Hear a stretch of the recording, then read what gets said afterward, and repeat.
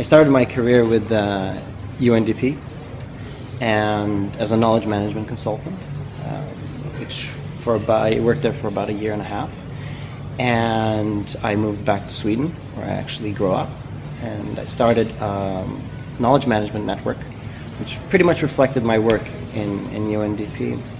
And the idea was to facilitate the transfer of knowledge, effective practices for development models from all around the world, basically.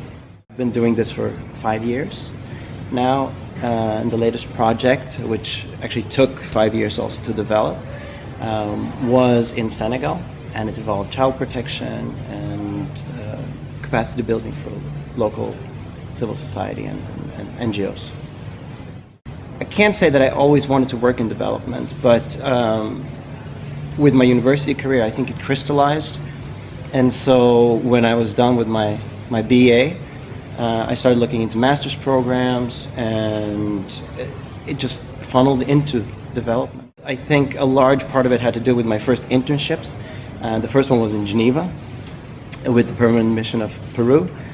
And I was actually back then it was called the Commission on Human Rights, which I think today is called the Committee.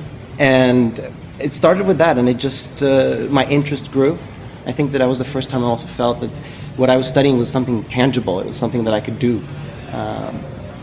And so I ended up in development, and also, of course, my first assignment with UNDP was something that pretty much consolidated my interest in development and human rights.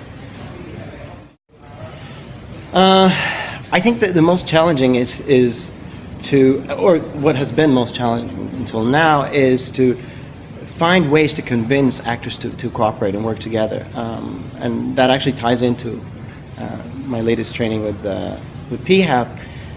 But with that said, I would also like to point out that the challenge is also the fun part of the work. To see how relationships evolve between different actors, and to see how interests are not diverging in the end, but they can converge into one project. And I think that's also the most gratifying of my work.